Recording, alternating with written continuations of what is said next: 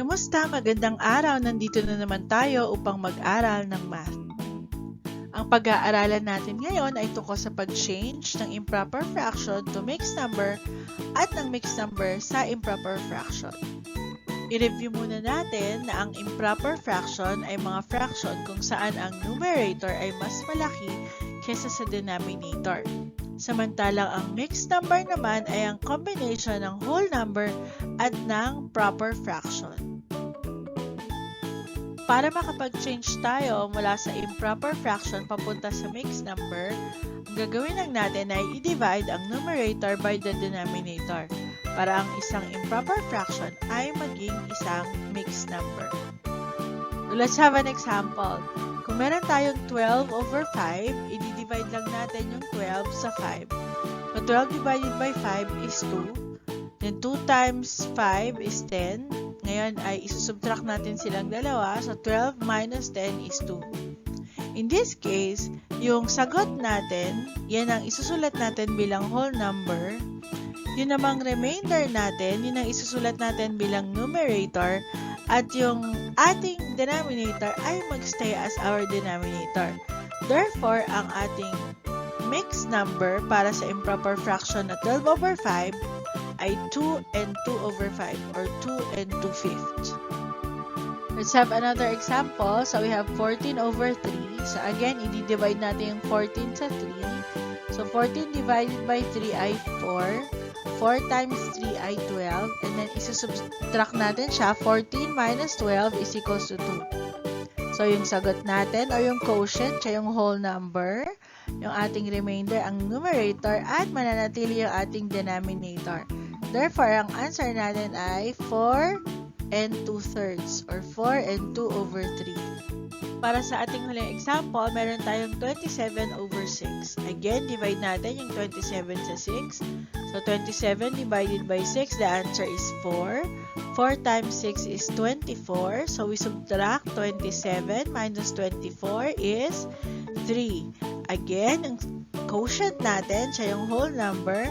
Yung remainder natin, siya yung numerator. At yung ating denominator ay mananatiling denominator.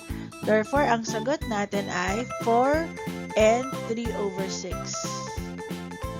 Pwede rin natin i-simplify ito dahil ang 3 over 6 ay pwede pang i-lowest term. So, ang ating final answer ay 4 and 1/2.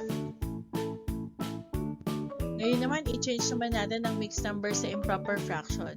Para gawin ito, i-reverse lang natin yung procedure kung saan i-multiply natin yung denominator sa whole number, then we add the numerator para ang ating mixed number ay maging isang improper fraction.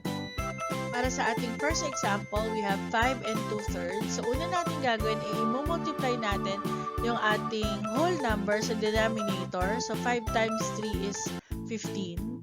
Yung sagot na 15, i-add naman natin sa numerator which is 2. So, ang sagot natin ay 17. So, yung 17 na ang ating magiging numerator, then we copy the same denominator. Kaya ang final answer is 17 over 3. Let's have another example. So, we have 3 and 1 over 5. Again, i-multiply natin yung denominator at yung whole number. So, 3 times 5 is 15. Then, we add yung answer dun sa numerator. 15 plus 1 is 16. So, yung 16 na ang ating magiging numerator. And then, copy the denominator. Thus, we have 16 over 5. Finally, for our last example, we have 3 and 5 over 6. So, again, multiply natin ang whole number sa denominator. 3 times 6 ay 18.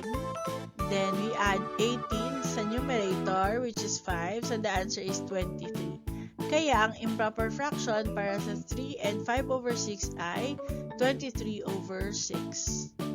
Ang pag-change ng improper fraction to mixed number, gayon din ng mixed number to improper fraction ay napakahalaga kapag nagsisimplify na tayo ng final answer natin sa pag-solve ng fractions. Also, napakarami rin itong application sa ating actual na pamumuhay. Sana may natutunan kayo hanggang sa muli!